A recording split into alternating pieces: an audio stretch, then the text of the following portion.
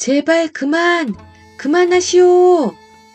양반이라는 것이 참 맹랑하기도 하오.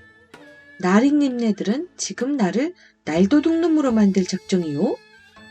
부자는 말을 마치기가 무섭게 손으로 머리를 싸매고는 뒤도 안 돌아보고 달아나 버렸다. 그리고 그 뒤로 죽는 날까지 다시는 양반이라는 말을 입 밖에 내지 않았다.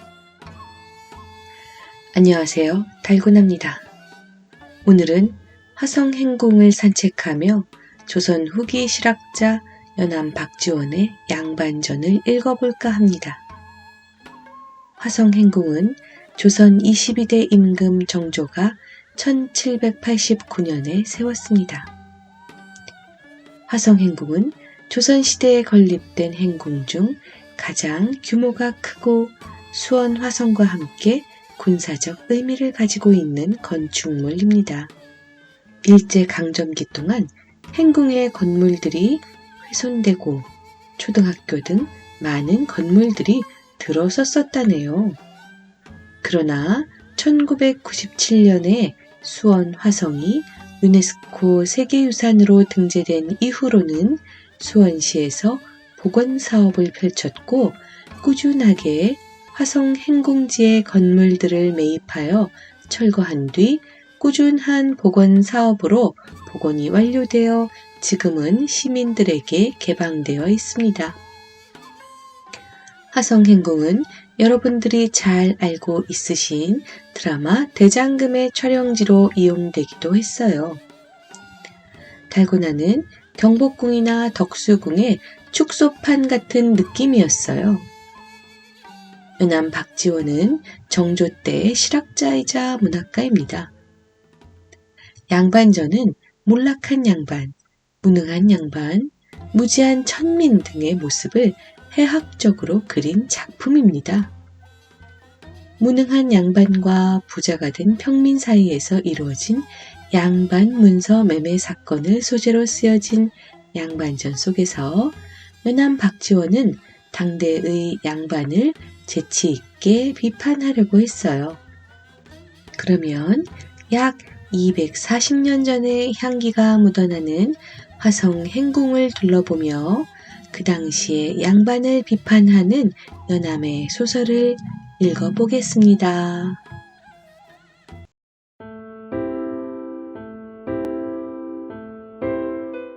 강원도 정선 고을에 한 양반이 살았다. 그는 성품이 어질고 글 읽기를 매우 좋아하였다. 온 고을에 인품이 높기로 소문이 나서 새로 군수가 부임해 올 때면 의뢰 그 집에 찾아가 먼저 인사를 드렸다. 그런데 그 양반은 살림이 워낙 가난해서 해마다 관가에서 곡식을 빌려다 먹고 여러 해 동안 갚지 못하였다.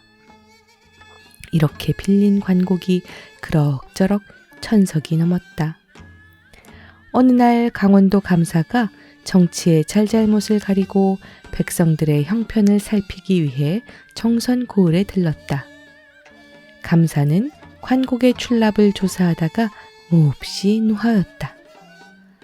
어떤 놈의 양반이 이렇게 많은 관곡을 축냈단 말이냐? 감사는 양반을 당장 잡아 가두라고 불호령을 내렸다. 그 양반이 무슨 수로 1000석을 갚는단 말인가? 영을 받은 군수는 마음속으로 측은하게 여겼지만 달리 뾰족한 수가 없었다. 그래서 차마 잡아 가두지도 못하고 감사의 서슬퍼런 영을 거역할 수도 없어서 그저 한숨만 내쉬고 있었다. 양반 역시 곧 이 소식을 전해 들었지만 밤낮으로 훌쩍훌쩍 울기만 할 뿐 아무런 대책을 세우지 못하였다. 양반의 아내가 이 꼬락서니를 보고 있자니 기가 막히고 어이가 없어 혀를 끌끌 찼다. 당신은 평생 글만 읽더니 이제는 관가에서 구워다 먹은 곡식도 못 갚는구려. 양반 하더니 참 딱하오. 그놈의 양반이란 것이 한 푼 값어치도 안 나간단 말이오. 때마침 그 그 마을에 한 부자가 살고 있었다. 부자는 양반이 곧 붙잡혀 가게 생겼다는 말을 듣고는 식구들을 모두 모아놓고 의논하였다. 양반은 아무리 가난해도 늘 귀하게 대접받고 떵떵거리며 사는데 우리는 아무리 돈이 많아도 늘 천한 대접만 받는단 말이야. 말 한 번 거들먹거리며 타보지도 못하고 양반만 보면 저절로 기가 주고 굽실거리며 섬돌 아래 엎드려 절하고 늘 코를 땅바닥에 대고 엉금엉금 기어야 하니 참 더러운 일이야. 이제 저 건너집 양반이 관곡을 갚지 못해 곧 붙잡혀가게 생긴 모양인데 그 형편에 도저히 양반 자리를 지켜내지 못할 거란 말이야. 이 기회에 내가 그 자리를 사서 양반 행세를 한번 해보면 어떨까? 부자는 곧 양반을 찾아가 자기가 관곡을 대신 갚아줄 테니 그 대가로 양반 자리를 넘겨달라고 흥정을 붙였다. 양반은 속수무책으로 잡혀갈 날만 기다리던 참이라 몹시 기뻐하며 그 자리에서 승낙을 하였다. 부자는 곧바로 곡식을 관가에 싣고 가서 양반의 관곡을 모두 갚아주고 양반 자리를 사들였다. 군수는 양반이 관곡을 모두 갚았다는 말을 통인에게 전해 듣고 깜짝 놀랐다. 그 형편에 천석이나 되는 관곡을 어떻게 한꺼번에 갚을 수 있었는지 영문을 알 수 없었다. 그래서 위로도 할 겸 궁금증도 풀 겸 몸소 양반을 찾아갔다. 그런데 뜻밖에도 양반은 의관도 갖추지 않고 번거지에 짧은 잠방이를 입은 채 살인문 밖 땅바닥에 엎드려 쇠네 쇠네 하면서 군수를 감히 바로 쳐다보지도 못하는 것이었다. 군수는 깜짝 놀라 말에서 뛰어내려 양반의 손을 붙잡고 일으켜 세우려 하였다. 이게 도대체 어찌 된 일이오? 되간절 왜 이러시오? 그러나 양반은 더욱 황송한 듯 연방 머리를 조아렸다. 황송하옵니다. 쇳내가 양반 자리를 팔아서 관곡을 갚았사옵니다. 이제 저 건너집 부자가 양반이옵니다. 그러니 어찌 이미 팔아먹은 양반 행세를 하겠나이까? 군수는 그 말을 듣고 감탄하였다. 허허, 그 부자가 참으로 점잖구려. 그 부자야말로 진실로 양반답구려. 부자이면서도 인색하지 않으니 의로운 것이요. 남의 어려운 일을 기꺼이 도와주니 어진 것이요. 낮고 천한 것을 미워하고 높고 귀한 것을 좋아하니 어찌 슬기롭다 하지 않으리요. 그 의롭고 어질고 슬기로운 사람이야말로 진짜 양반이 아니겠소? 그러나 이보시오. 아무리 그렇다 해도 귀한 양반자리를 사고 팔면서 어찌 증서 하나도 남기지 않고 사사로이 주고받는단 말이오. 그러면 나중에 소송의 꼬투리가 되기 쉬우니 내가 이 고을의 군수로서 고을 백성들을 모아 증인을 세우고 직접 증서를 만들어 서명을 해야겠소. 군수는 곧 돌아가 정선고을에 사는 양반들을 모두 불러 모았다. 그리고 농사꾼과 공장, 상인들까지 관심 있는 사람이면 누구나 참관할 수 있게 하였다. 양반이 된 부자는 마땅히 마루 위 높은 자리에 앉히고 천민이 된 양반은 당연히 섬돌 아래 서서 고개를 숙이고 있게 하였다. 그리고 고을의 백성들이 지켜보는 가운데 증서를 만들기 시작하였다.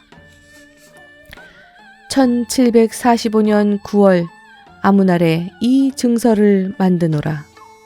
양반을 팔아서 관곡을 갚았는데 그 값이 쌀 1천석이라.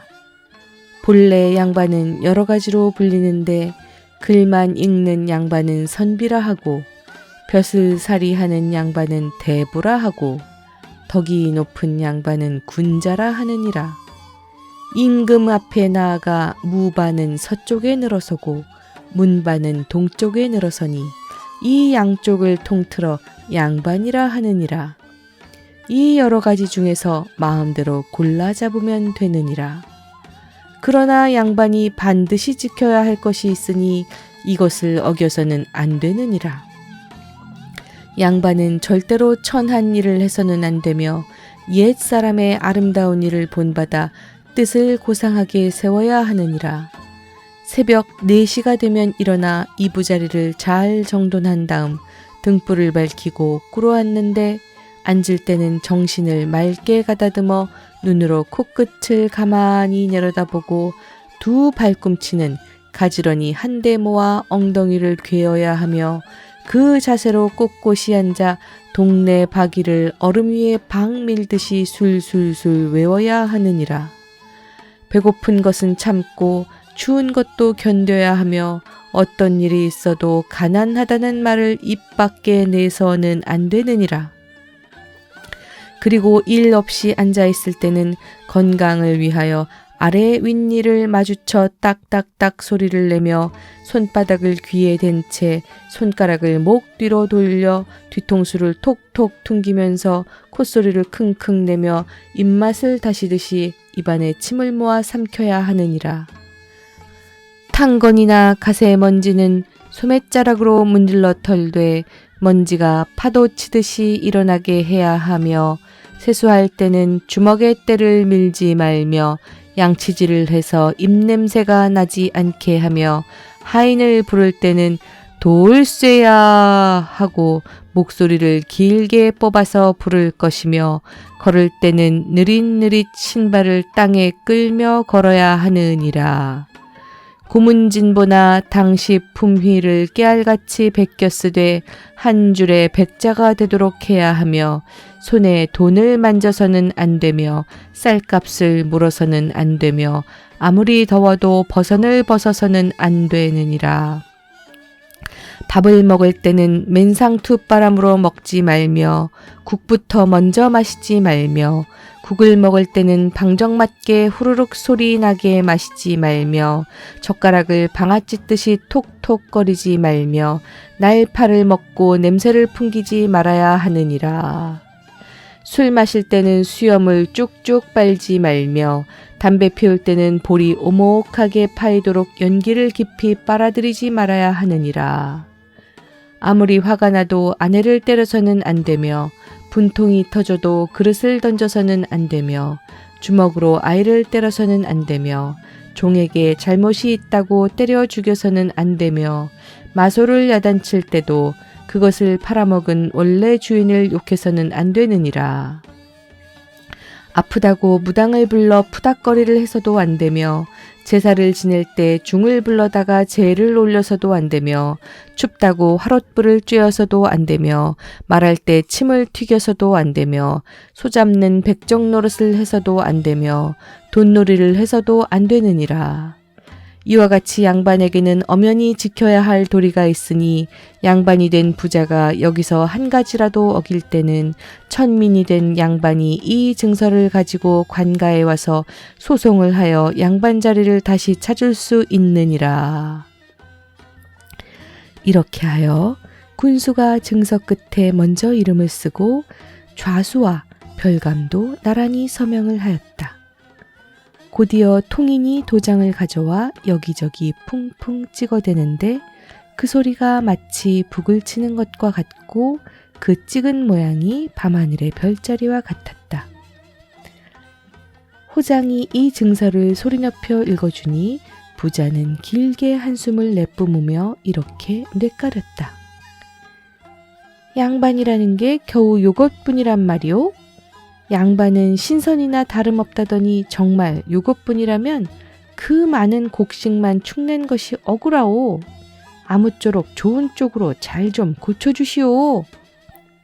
군수는 부자의 요청을 받아들여 이미 만들어진 증서를 내버리고 다시 고쳐쓰기 시작하였다. 하늘이 백성을 낼 때 4가지로 구분하였느니라. 이 가운데 가장 으뜸 가는 것이 선비요 곧 양반이니 이보다 더 좋은 것은 없느니라. 양반은 몸소 농사 짓지 않고 장사도 하지 않으며 조금만 글을 읽으면 크게는 문과에 급제하고 작게는 진사가 되느니라. 문과에 급제하게 되면 홍패를 받는데 그 길이는 비록 2자밖에 안 되지만 이것만 받게 되면 100가지를 두루 갖추게 되니 돈자루나 다름없는 것이니라. 진사가 나이 30에 첫 벼슬을 하더라도 오히려 늦은 것이 아니니 이름 높은 음관이 될 수 있느니라. 게다가 남인에게 잘만 보이면 큰 고을 수령 자리는 따놓은 당상이니 귓바퀴가 일산 덕분에 하얘지고 종놈들의 예이 하는 소리에 먹지 않아도 절러 배가 부르고 방 안에는 어여쁜 기생을 데려다 앉혀놓고 뜰에는 학을 길러 날게 할 수 있느니라.